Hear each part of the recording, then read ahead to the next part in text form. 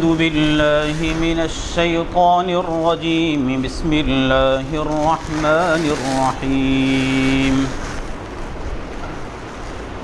الحمد لله رب العالمين الرحمن الرحيم مالك يوم الدين. إياك نعبد وإياك نستعين. اهدنا الصراط المستقيم صراط الذين أنعمت عليهم غير المغضوب عليهم ولا الضالين.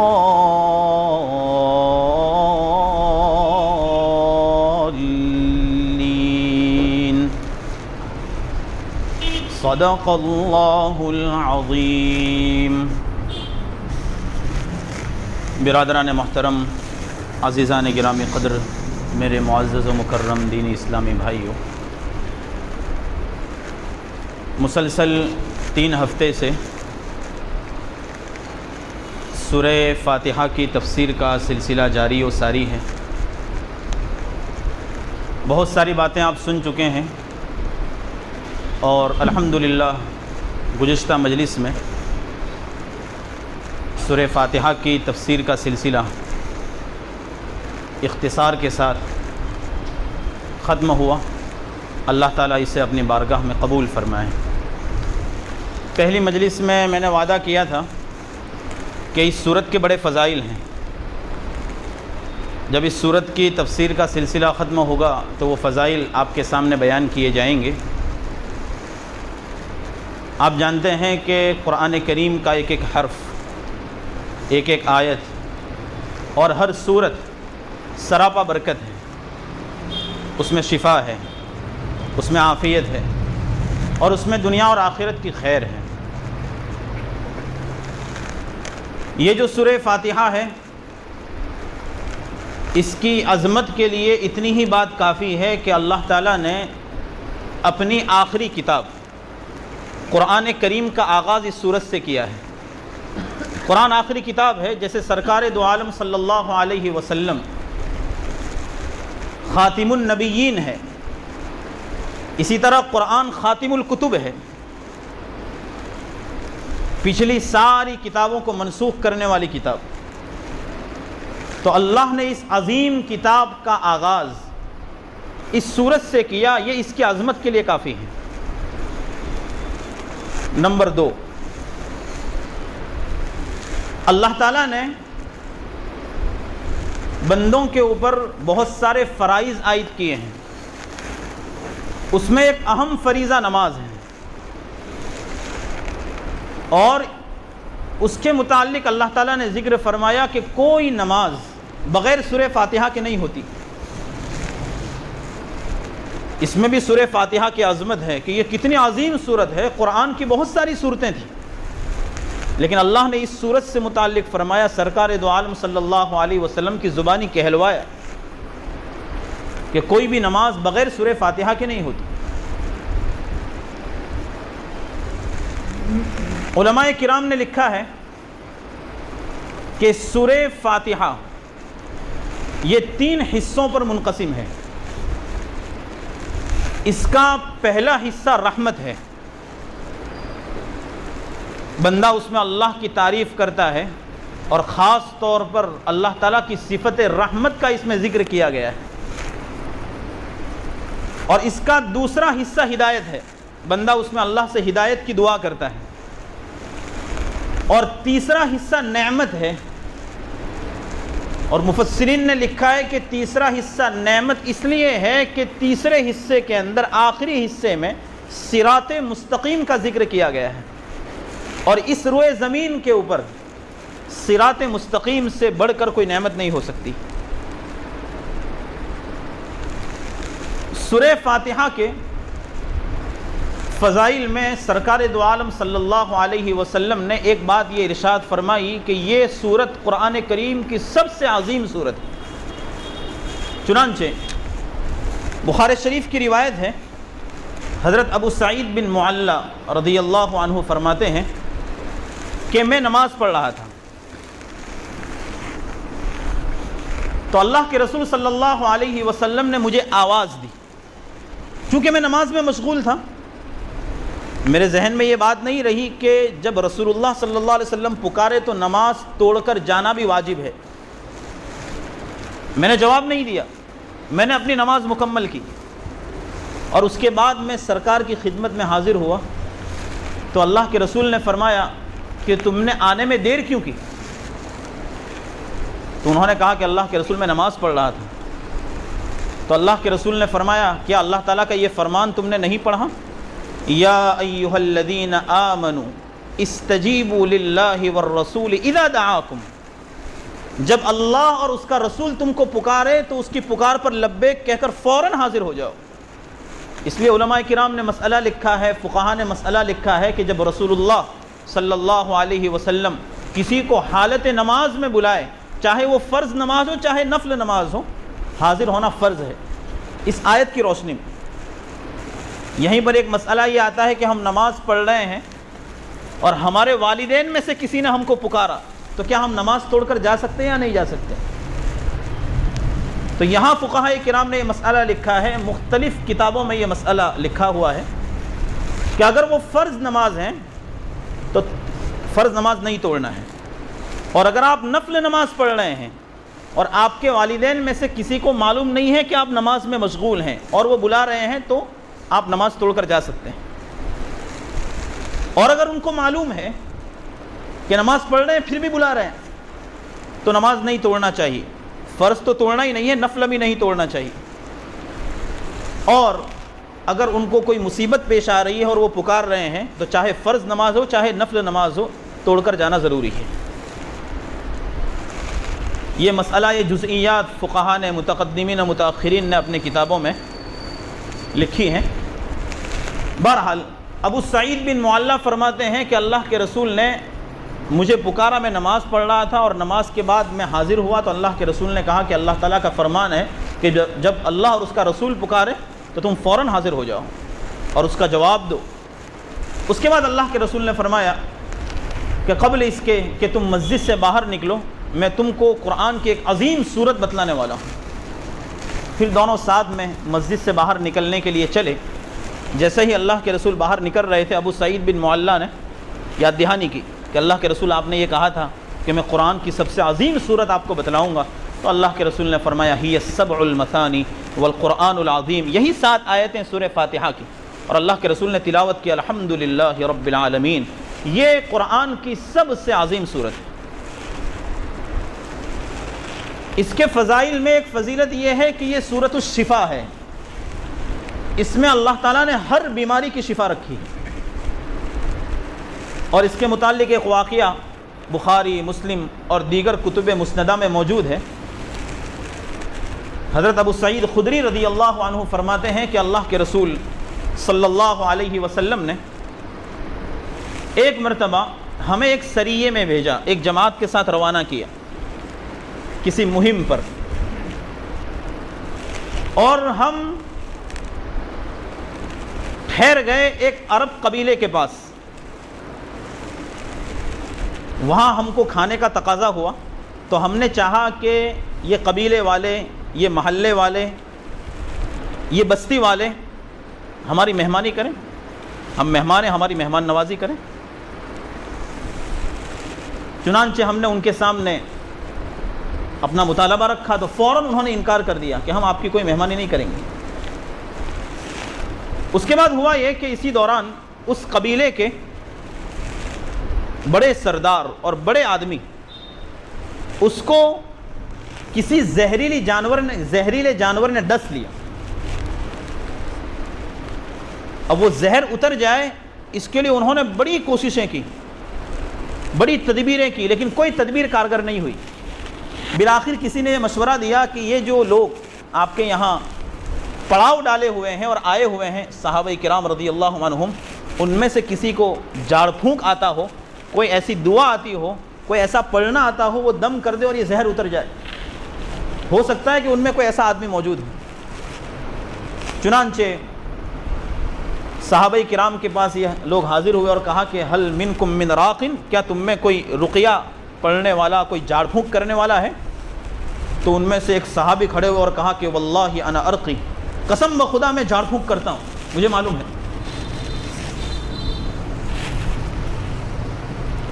وہ گئے اور انہوں نے پہلے یہ شرط لگائی کہ آپ نے ہماری مہمانی کرنے سے انکار کیا تھا، اس لیے ہرگز ہرگز جھاڑ پھونک نہیں کروں گا، دم نہیں کروں گا یہاں تک کہ آپ ہمیں اس کی اجرت دو۔ اور اجرت متعین کی گئی، بکریوں کا ایک ریوڑ متعین کیا گیا۔ وہ بکریوں کا زمانہ تھا، جانوروں کا زمانہ تھا، یہی ان کے لیے سب کچھ تھا، تو بکریوں کا ایک ریوڑ متعین کیا گیا، ایک دو بکری نہیں، بکریوں کا پورا ریوڑ۔ ہوا یہ کہ انہوں نے سورہ فاتحہ پڑھی اور دم کر دیا۔ بخاری شریف کی روایت ہے کہ جیسے ہی سورہ فاتحہ پڑھ کر دم کیا تھا، فوراً وہ زہریلا آدمی کھڑا ہو گیا، ایسا لگا جیسے کوئی گانٹھ کھول دی گئی ہو، کوئی بندھن کھول دیا گیا ہو، اور اٹھ کر چلنے لگا۔ کأنہ نشط من عقال، ایک دم چست ہو گیا، ایکٹیو ہو گیا۔ اور جیسے انہوں نے وعدہ کیا تھا، وعدے کے مطابق بکریوں کا پورا ریوڑ ہدیے میں پیش کیا گیا۔ صحابہ کرام بہت خوش ہو گئے اور آپس میں کہنے لگے کہ چلو آپس میں اپنے ڈیوائیڈ کر لیتے ہیں، تقسیم کر لیتے ہیں۔ لیکن صحابہ کرام چونکہ حلال و حرام کے درمیان بڑی تمیز کرنے والے تھے، تو ان کو تھوڑا شبہ ہو گیا کہ یہ ہمارے لیے کھانا اور لینا جائز ہے یا جائز نہیں، ہم اللہ کے رسول صلی اللہ علیہ وسلم سے پوچھ لیتے ہیں۔ چنانچہ سرکار کی خدمت میں حاضر ہوئے اور یہ پورا واقعہ پیش کیا، تو سرکار نے اولاً تو تعجب سے یہ سوال پوچھا کہ تم کو کیسے معلوم کہ اس کے اندر شفا ہے اور اس کے اندر صحت ہے؟ اور اس کے بعد اللہ کے رسول نے فرمایا کہ آپ نے بہت اچھا کیا، اس کو تقسیم کر لو اور میرا بھی اس میں حصہ رکھنا۔ اور بخاری شریف میں روایت ہے کہ اللہ کے رسول صلی اللہ علیہ وسلم کے چہرے انور پر تبسم کے آثار ظاہر ہو گئے۔ فضحک النبی صلی اللہ علیہ وسلم، اللہ کے رسول نے تبسم فرمایا، آپ کو تھوڑی سی ہنسی آ گئی۔ بہرحال اس روایت سے معلوم ہوا کہ اس صورت کے اندر زہر سے شفا رکھی ہوئی، اس صورت کے اندر ہر بیماری کی شفا ہے۔ یہ اللہ کی جانب سے ہمارے لیے بڑا عظیم تحفہ ہے کہ اللہ تعالیٰ نے قرآن جیسے عظیم کتاب ہمیں عطا فرمائی۔ اس لیے بعض مشائخ کے باب میں ہے کہ ان کے پاس جب کوئی شخص دم کرانے کے لیے آتا تھا، وہ قرآن کی تلاوت میں مشغول ہوتے تھے، تو جو آیت پڑھ رہے ہوتے تھے اس کو پڑھ کر دم کر دیتے، فوراً شفا ہو جاتی۔ معلوم ہوا کہ قرآن کی ہر آیت میں شفا ہے۔ اور اسی طرح سرکار دو عالم صلی اللہ علیہ وسلم نے ہمیں جو دعائیں سکھلائی ہیں، اس میں دنیا اور آخرت کی خیر رکھی ہوئی، ہر دعا کے اندر خیر ہے۔ حضرت مفتی تقی صاحب عثمانی دامت برکاتہم کا ایک منشور کچھ دنوں پہلے نشر ہوا تھا، اس میں انہوں نے تحریر کیا تھا کہ اللہ کے رسول کی ایک دعا ہے، حدیث کی کتابوں میں موجود ہے، بسم اللہ اعوذ بعزت اللہ وقدرتہ من شر ما اجد واحاذر۔ حدیث کی صحیح کتابوں میں یہ دعا موجود ہے جو اللہ کے رسول صلی اللہ علیہ وسلم نے اپنی امت کو سکھلائی، اور یہ فرمایا کہ جہاں کہیں آپ کو بدن میں درد ہو رہا ہو، جہاں تکلیف ہو رہی ہو، اس پر آپ ہاتھ رکھ کر یہ دعا پڑھ لیں، اللہ تعالیٰ فوراً آپ کو اس بیماری سے شفا عطا فرمائیں گے۔ اللہ پر یقین کامل ہونا چاہیے۔ مفتی تقی صاحب عثمانی فرماتے ہیں کہ میں برس ہا برس سے اس دعا کے اوپر عمل کر رہا ہوں، اللہ تعالیٰ نے ہر بیماری سے مجھے بچائے رکھا ہے۔ یہ جو اللہ کے رسول کی جانب سے اپنے امت کو دعاؤں کا جو تحفہ دیا گیا ہے، یہ بڑا عظیم تحفہ ہے، بڑا عظیم تحفہ ہے۔ لیکن کمی یہ ہے کہ ہم اس کو استعمال نہیں کر رہے ہیں۔ ہمارے گھر کے اندر ہزاروں لاکھوں کروڑوں روپے کا عطر موجود ہو، ہم استعمال نہ کریں، یہ ہماری محرومی ہے۔ ہمارے پاس سرکار دو عالم صلی اللہ علیہ وسلم کی جانب سے دیا گیا یہ دعاؤں کا عظیم تحفہ، یہ لاکھوں کروڑوں ابجوں روپے سے بڑھ کر ہے۔ دنیا کی کوئی چیز اس کا مقابلہ نہیں کر سکتی، لیکن ہم استعمال نہیں کر رہے ہیں۔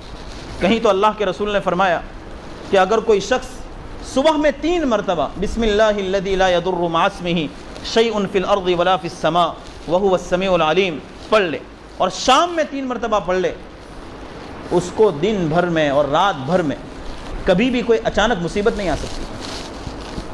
اتنا عظیم تحفہ ہے اللہ کے رسول صلی اللہ علیہ وسلم کی جانب سے، لیکن ہم استعمال نہیں کر رہے ہیں اس کو۔ کتنی اچانک مصیبتیں ہم کو پیش آ جاتی ہیں، اچانک ایکسیڈنٹ ہو گیا، اچانک پیر پھسل گیا، اچانک ہاتھ ٹوٹ گیا، اچانک جو ہے پیرالیسس کا اثر ہو گیا، نہ معلوم کیا کیا تکلیفیں ہو جاتی ہیں، سب اچانک ہو جاتا ہے.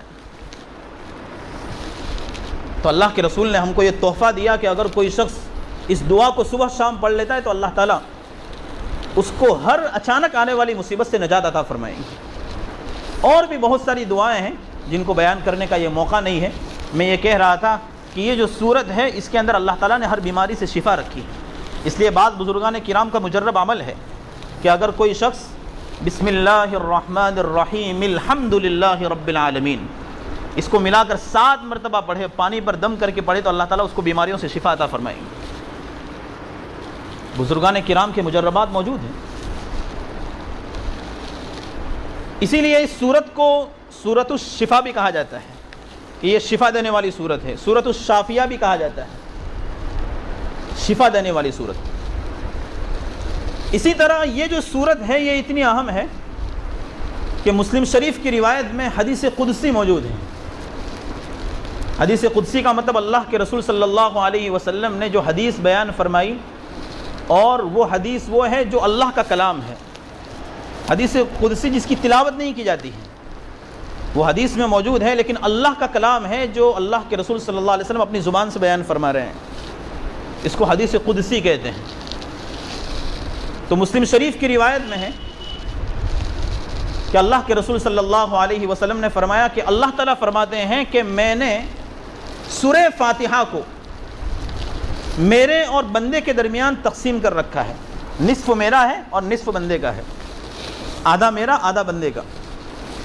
چنانچہ جب بندہ نماز میں پڑھتا ہے الحمدللہ رب العالمین، تو اللہ تعالیٰ فرماتے ہیں حمیدنی عبدی، میرے بندے نے میرے تعریف کی،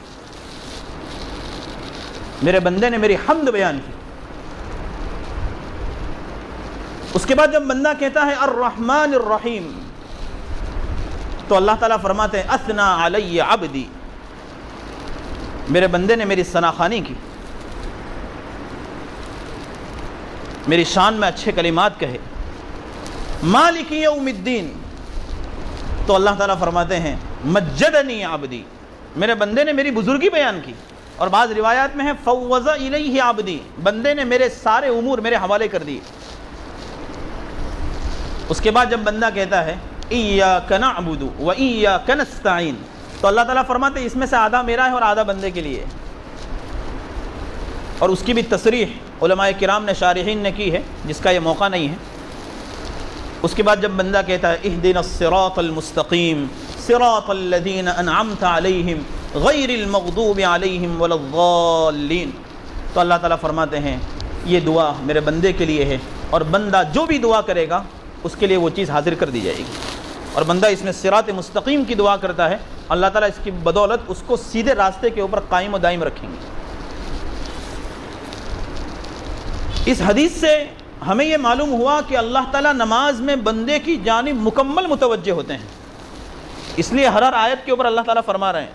شارحین نے لکھا ہے، حدیث کی شرح کرنے والوں نے، کہ اللہ تعالیٰ ہر نماز میں اور ہر رکعت کے اندر اس طرح کا خطاب بندے سے کرتے ہیں کہ بندے نے میری تعریف کی، بندے نے میری ثنا کی، بندے نے میری بزرگی بیان کی، بندے نے میرے اپنے امور سارے میرے حوالے کر دی.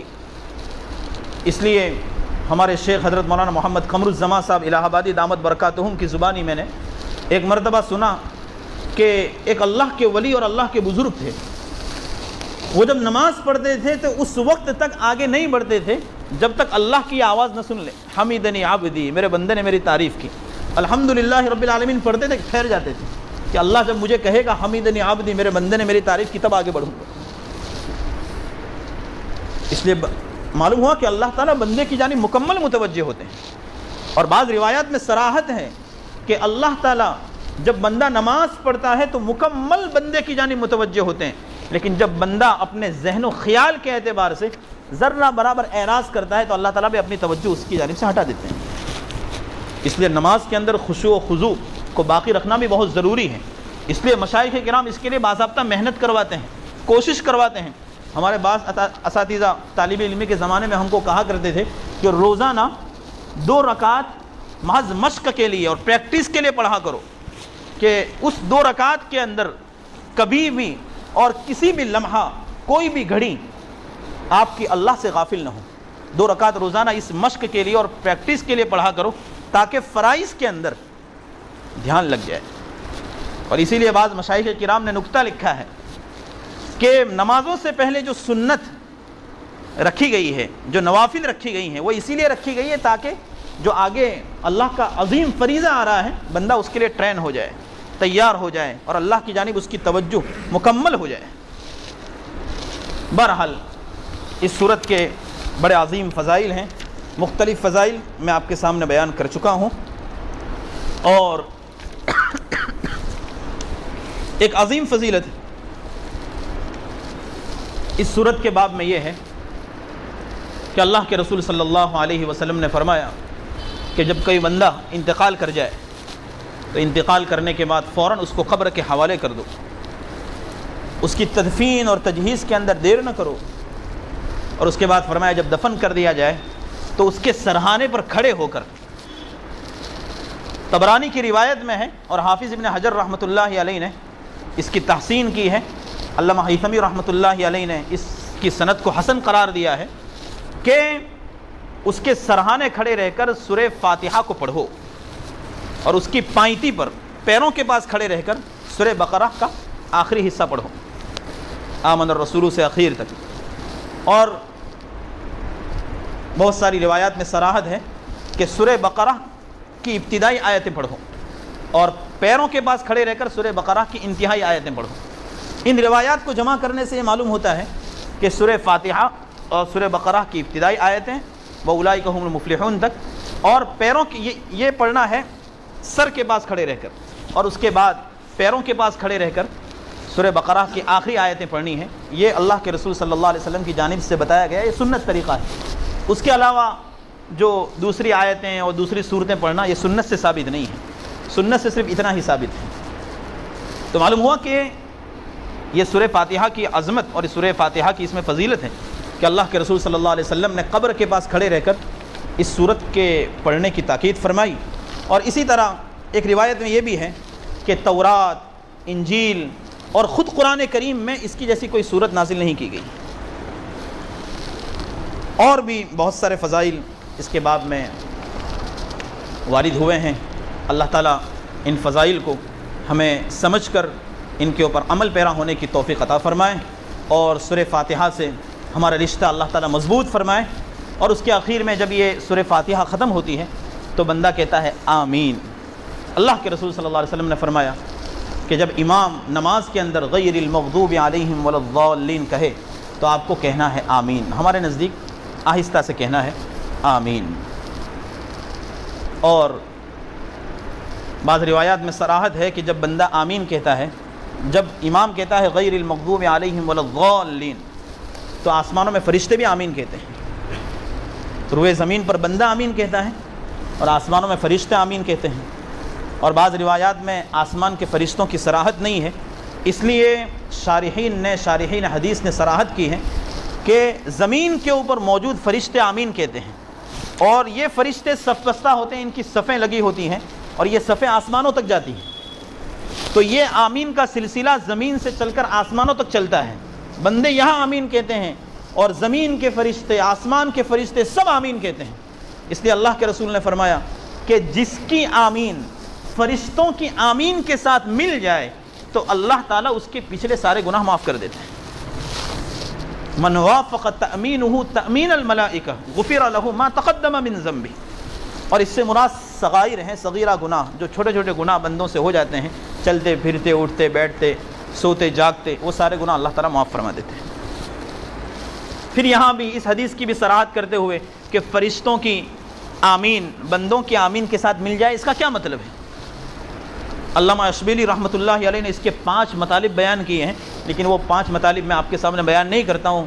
ایک موٹا مطلب یہ ہے کہ بندہ آمین کہے اور فرشتہ آمین کہے، دونوں کے آمین مل جائے تو اللہ تعالیٰ اس کے گناہ معاف کر دیتے ہیں۔ یا دونوں کے آمین کے ملنے کا مطلب یہ ہے کہ فرشتوں کے اندر جو اخلاص ہے، جو خشوع و خضوع ہے، اسی خشوع و خضوع کے ساتھ بندہ آمین کہے تو اللہ تعالیٰ اس کے سارے گناہ معاف کر دیتے ہیں۔ یا پھر مطلب یہ ہے کہ دونوں کے آمین مل جائے تو چونکہ فرشتے اللہ کی پاکیزہ مخلوق ہیں تو ان کی پاکیزگی کی برکت سے اللہ تعالیٰ بندوں کے بھی سارے گناہ معاف کر دیتے ہیں۔ بہرحال پوری گفتگو کا خلاصہ یہ ہے کہ یہ صورت بڑی عظیم ہے اور اس کی ایک ایک آیت اپنے اندر عظمت کو لیے ہوئے ہیں۔ ہمیں چاہیے کہ ہم اس صورت کو لازم پکڑیں، ہر مصیبت کے اندر اس صورت کا ورد اپنی زبان پر جاری رکھیں۔ ہمارے یہاں کوئی بیمار ہو جائے، ہمیں کوئی تکلیف ہو جائے تو اس صورت کو پڑھ کر پانی پر دم کر کے اس کا پانی ہم پی لیں۔ اس صورت کے اندر ہر بیماری کی شفا اور ہر بیماری سے صحت و عافیت اللہ تعالیٰ نے رکھی ہے۔ اللہ تعالیٰ ان باتوں کو ہمیں سمجھنے کی توفیق عطا فرمائے، قرآن کریم سے ہمارا سچا پکا تعلق نصیب فرمائے، عقیدت و محبت اور عشق و وارفتگی قرآن کریم سے ہمیں پیدا کرنے کی توفیق عطا فرمائے۔ وآخر دعوانا ان الحمد للہ رب العالمین۔ بسم اللہ الرحمن الرحیم۔ سبحانک اللہم وبحمدک وتبارک اسمک وتعالی جدک ولا الہ غیرک۔ اللہم صل علی سیدنا مولانا محمد وعلی آل سیدنا مولانا محمد وبارک وسلم۔ اللهم ربنا ظلمنا أنفسنا وإن لم تغفر لنا وترحمنا لنكونن من الخاسرين. اللهم إنا نسألك علما نافعا ورزقا واسعا وعملا متقبلا وشفاء من كل داء. اللهم نور قلوبنا بالقرآن وزين أخلاقنا بالقرآن ونجنا من النار بالقرآن وأدخلنا في الجنة بالقرآن. اللهم اجعل القرآن لنا في الدنيا قرينا وفي القبر مونسا وعلى الصراط نورا وفي الجنة رفيقا ومن النار سترا وحجابا وإلى الخيرات كلها دليلا. فاكتبنا على التمام وارزقنا أداء بالقلب واللسان وحب الخير والسعادة والبشارة من الإيمان. مولا کریم ہم گنہگار ہیں، مجرم ہیں، خطا کار ہیں، معصیت کے پتلے ہیں۔ یا اللہ ہمارے تمام گناہوں کو معاف فرما دے، یا اللہ ہمارے تمام گناہوں کو معاف فرما دے، یا اللہ ہمیں اپنی محبت نصیب فرما دے، ہمارے دلوں کو تیری محبت سے جاگزیں فرما، ہماری زبان کو تیرے ذکر سے تر فرما، یا اللہ ہمارے ظاہر کو بھی درست فرما، ہمارے باطن کو بھی درست فرما۔ یا اللہ ظاہر میں ہم نے سفید لباس پہن کر لوگوں کو بہت دھوکے دے رکھے ہیں، یا اللہ ہمارا دل بہت گندا ہو چکا ہے، یہ دل حسد سے بھرا ہوا ہے، کینے سے بھرا ہوا ہے، کپٹ سے بھرا ہوا ہے، طرح طرح کی بیماریوں میں ملوث ہیں۔ یا اللہ ان گناہوں کی وجہ سے ہمارا دل پتھر کی سل ہو چکا ہے، اپنے فضل و کرم سے خصوصی رحمت ہماری جانب متوجہ فرما دے۔ یا اللہ ہمارے دلوں کو نرم فرما دے، یا اللہ ہمارے دلوں کو پاک و صاف فرما دے، مصفا اور مزکا فرما دے۔ مولا کریم قرآن کریم سے سچا پکا تعلق ہمیں نصیب فرما دے، محبت قرآن نصیب فرما، مودت قرآن نصیب فرما، عشق قرآن نصیب فرما، عمل بالقرآن نصیب فرما۔ قرآن کریم کے رموز اور غوامض ہمیں سمجھنے کی توفیق عطا فرما، رموز اور غوامض ہم پر کھول دے، قرآن کا علم ہم پر کھول دے۔ مولا کریم ہونے والی اس مجلس کو قبول فرما لے، اس میں حاضر ہونے والوں کو اپنی بارگاہ میں قبول فرما لے، ان کی جائز تمنائیں پوری فرما دے۔ یا اللہ تو ہم سے زیادہ ان کی تمناؤں کو جانتا ہے، یا اللہ تمام مقاصد حسنہ میں کامیاب فرما دے۔ مولا کریم اپنے فضل و کرم سے ہمیں اپنا خصوصی تعلق نصیب فرما دے، اپنا قرب نصیب فرما دے، ولایت خاصہ اور ولایت عامہ نصیب فرما دے۔ مولا کریم اپنے فضل و کرم سے قرآن سے سچا پکا عشق اور تعلق نصیب فرما دے۔ یا اللہ ہمارے بیماروں کو شفا عطا فرما دے، یا اللہ ہمارے بیماروں کو شفا عطا فرما دے۔ یا اللہ طرح طرح کی حالتوں میں اور طرح طرح کی بیماریوں میں لوگ مبتلا ہیں، یا اللہ تو نے ہمیں صحت و عافیت دے رکھی ہے، یا اللہ اس کی قدردانی کی توفیق عطا فرما دے، اور زندگی بھر تا دم آخر صحت و عافیت تامہ ہم سب کو نصیب فرما دے۔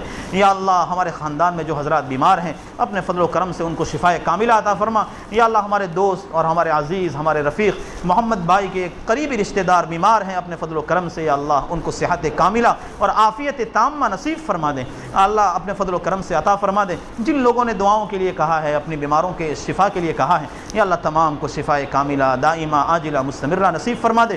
مولا کریم ہمارے مرحومین کی مغفرت فرما، ہمارے مرحومین کی مغفرت فرما، ان کی قبروں کو نور سے منور فرما۔ یا اللہ تا حد نگاہ ان کی قبروں کو دراز فرما، کروٹ کروٹ چین و سکون نصیب فرما۔ یا اللہ آخری وقت آنے سے پہلے ہمیں مکمل تیاری کی توفیق عطا فرما، تیرے حقوق بھی ادا کرنے کی توفیق عطا فرما۔ یا اللہ بندوں کے حقوق بھی ادا کرنے کی توفیق عطا فرما۔ یا اللہ موت اس حالت میں آئے کہ اللہ ہمیں تجھ سے ملنے کا شوق ہو اور تجھے ہم سے ملنے کا شوق ہو، ایسی پاکیزہ اور ایسی قابل رشک موت ہمیں نصیب فرما دے۔ مولا کریم اپنے فضل و کرم سے امت مسلمہ پر رحم فرما۔ یا اللہ امت بڑی پریشانیوں میں مبتلا ہیں، طرح طرح کے حالات میں مبتلا ہیں، خود ہمارے ہندوستان کے اندر اندرونی طور پر بیرونی طور پر طرح طرح سے مسلمانوں پر حالات ہیں، اپنے فضل و کرم سے یا اللہ ان حالات کو ختم فرما دے۔ یا اللہ مسلمانوں کے خلاف جو ان کے پروپیگنڈے ہیں، جو ان کی سازشیں ہیں، یا اللہ جو ان کے پلاننگ ہے، اپنے فضل و کرم سے تمام پروپیگنڈوں کو خاک میں ملا دے۔ یا اللہ ان کی سازشوں کو ناکام فرما دے، اسلام کا بول بالا فرما دے، اسلام کا بول بالا فرما دے۔ یا اللہ ایسے حاکم اور ایسے اولیاء اور ایسے عمرہ ہمیں عطا فرما دے جو تیرے دین کے ساتھ خیر خواہی رکھنے والے ہوں، تیرے بندوں کے ساتھ انصاف کا معاملہ کرنے والے ہوں، یا اللہ ظلم سے کوسوں دور ہوں۔ یا اللہ اپنے فضل و کرم سے ایسے حکماء اور ایسے عمرہ ہمیں نصیب فرما دے۔ عالم اسلام پر رحم فرما، عالم اسلام میں طرح طرح کے حالات ہیں، یا اللہ تیرے بندوں کو، بچوں کو، بوڑھوں کو، جوانوں کو ظلم و ستم کی چکی میں پیسا جا رہا ہے، چھوٹے چھوٹے بچوں کو تلوار کی نوکوں پر اچھالا جا رہا ہے، گولیوں کا نشانہ بنایا جا رہا ہے۔ اپنے فضل و کرم سے یا اللہ تمام پر رحم و کرم کا معاملہ فرما دے، رحمت اور شفقت کا معاملہ فرما دے۔ یا اللہ اپنے فضل و کرم سے تیرے رسول کی اس پاکیزہ امت کے اوپر رحم فرما دے، کرم کا معاملہ فرما دے، امت کی بگڑی بنا دے، امت کی زحمت کو رحمت سے بدل دے، امت کی تکلیف کو راحت سے بدل دے، مولا کریم امت کی ضلالت و گمراہی کو ہدایت سے بدل دے۔ اپنے فضل و کرم سے ہمیں خیر کے کاموں میں حصہ لینے کی توفیق عطا فرما دے، دنیا کی بھی خیر عطا فرما، آخرت کی بھی خیر عطا فرما، دنیا کی ساری حسنات ہمیں نصیب فرما دے۔ یا اللہ اپنے فضل و کرم سے، اپنی رحمات سے، برکات سے ہم سب کو مالا مال فرما دے۔ جو مانگا وہ بھی عطا فرما، جو مانگنے سے رہ گیا وہ بھی عطا فرما۔ ہم نے اپنی حیثیت سے مانگا ہے تو اپنی شائن شان عطا فرما۔ تیرے پیارے رسول نے جتنی خیر مانگی ہے وہ تمام خیر ہم سب کو نصیب فرما، اور جن شرور و فتن سے پناہ چاہیے ہیں ان شرور و فتن سے ہم سب کی اور پوری امت مسلمہ کی حفاظت فرما۔ ہماری دعاؤں کو اپنی بارگاہ میں تیرے پیارے رسول کے صدقے طفیل میں مقبول و منظور فرما۔ سبحان ربک رب العزت عما یصفون وسلام علی المرسلین والحمد للہ رب العالمین۔